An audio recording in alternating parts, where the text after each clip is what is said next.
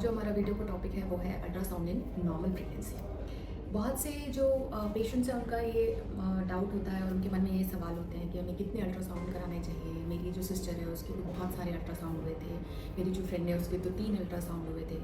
मुझे कम अल्ट्रासाउंड क्यों कराए जा रहे हैं या मुझसे ज़्यादा अल्ट्रासाउंड क्यों बोला जा रहा है। सो ये सारे सवालों के आंसर्स आज हम डिस्कस करेंगे। तो चलिए स्टार्ट करते हैं। प्रेगनेंसी में जो पहला स्कैन होता है जिसे हम 6 to 7 वीक्स में एडवाइस करते हैं हमारे पेशेंट्स को, वो होता है dating scan. Dating scan usually important होता है जिसमें हम बहुत सारी चीज़ों को चेक करते हैं, जैसे कि कितने बच्चे हैं, ये सिंगलटन प्रेगनेंसी है या मल्टीपल प्रेगनेंसी है, बिकॉज कई बार ट्विंस होते हैं, कई बार ट्रिपलेट होते हैं। सेकेंडरी भी हम चेक करते हैं कि लोकेशन ऑफ प्रेगनेंसी कहाँ है, बच्चा यूट्रस के अंदर है या कहीं बाहर, क्योंकि कई बार कुछ केसेस में 3% केसेस में प्रेगनेंसी जो है वो बाहर भी इम्प्लांट हो सकती है, जिसे हम बोलते हैं एक्टोपिक प्रेगनेंसी। सो अगर वो हम अर्ली डायग्नोसिस कर ले देन उसका ट्रीटमेंट सेफ्टी के साथ हो सकता है।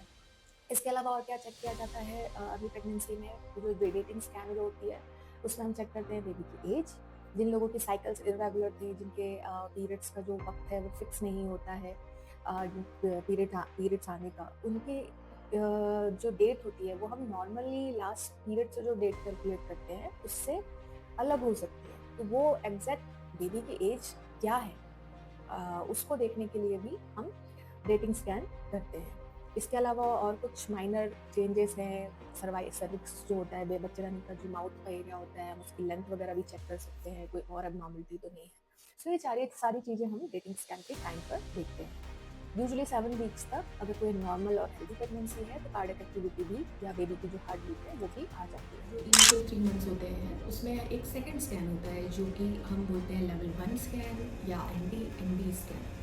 एनटी-एनबी स्कैन यूजुअली हम एडवाइस करते हैं 11 से 14 वीक के बीच में। ये स्कैन हम यूजुअली बच्चों में या बेबी में होने वाले क्रोमोसोमल डिसऑर्डर्स के लिए करते हैं।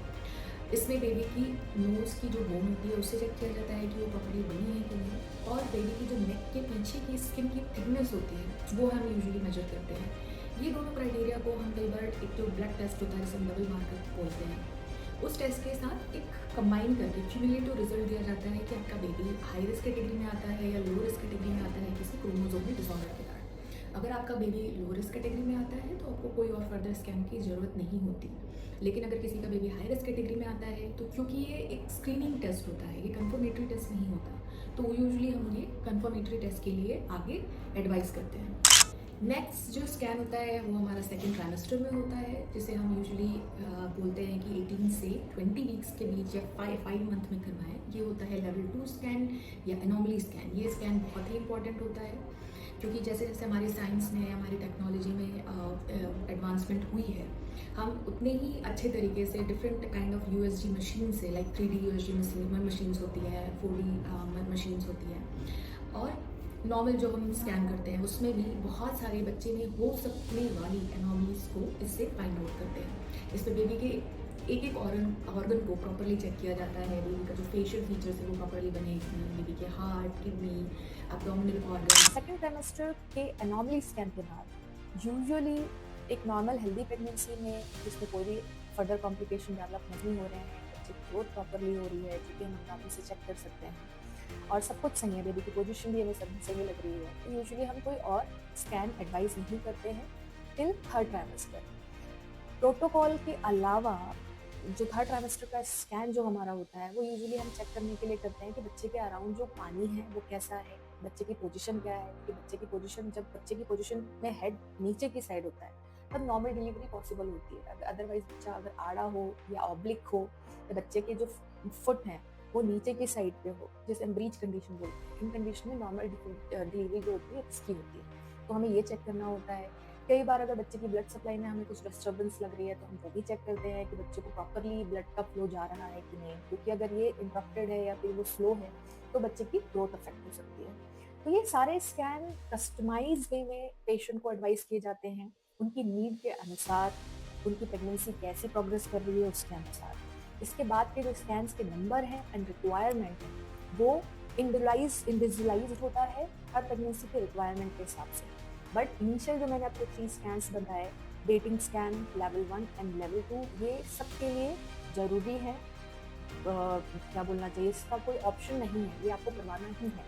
इसके बाद के स्कैन आपकी प्रेगनेंसी आपको बताएगी कि आपको ज़रूरत है या नहीं। उसके लिए आपको डॉक्टर से मिलना है एंड बाकी करेंगे। अल्ट्रासाउंड वाले दिन आपके जो इनिशियल अल्ट्रासाउंड होंगे, मीन्स जो फर्स्ट ट्राइमेस्टर के अल्ट्रासाउंड होंगे वो वजाइनल रूट से होते हैं यूजुअली, एंड जो बाद के अल्ट्रासाउंड होंगे सेकंड ट्राइमेस्टर से वो आपकी टमी के थ्रू होते हैं। तो आपको इसके लिए मेंटली प्रिपेयर करवाने के लिए आपको खाली पेट जाने की बिल्कुल भी ज़रूरत नहीं होती है। अगर आप मॉर्निंग में जा रही हैं तो ब्रेकफास्ट करके जाएँ, या आफ्टरनून में जा रही हैं तो अपना लंच ज़रूर करके जाएँ, क्योंकि ये रिक्वायरमेंट है ही नहीं।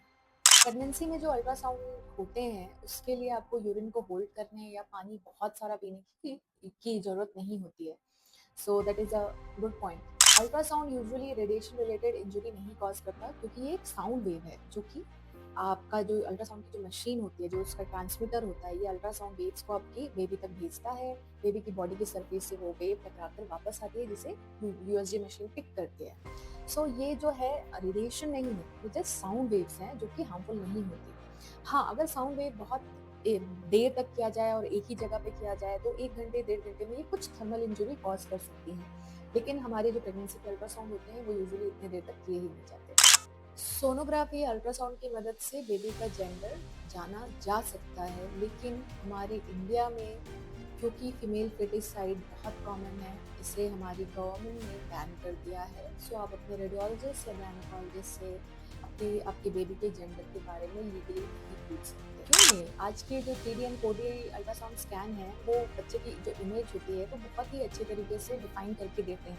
हाँ, आपको एक क्लियर फोटोग्राफ नहीं मिलेगी, बट एक बहुत ही अच्छी बोलना चाहिए अल्ट्रासोनोग्राफिकल इमेज मिल जाएगी, जिससे आप बेबी के फीचर्स जान सकते हैं। सो अपने रेडियोलॉजिस्ट से ज़रूर इसके लिए रिक्वेस्ट कीजिए।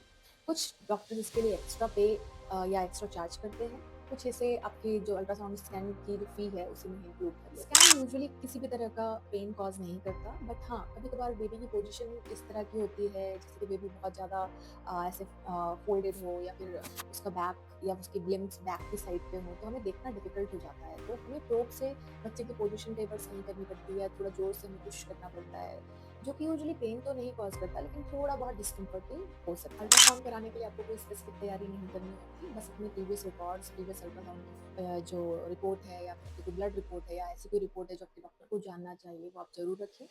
कई बार हमें कंपैरिजन करने के लिए कि बेबी कितना ग्रो हुआ है, बेबी के पैरामीटर्स में कितना चेंज है, ये हम पुराने रिकॉर्ड से कंपेयर करते हैं, तो हमें एक्चुअल रिजल्ट या बोलना चाहिए प्रॉपर डायग्नोसिस बनाने में हेल्प मिलती है। तो ये आप अपने साथ ज़रूर रखें। Thank you.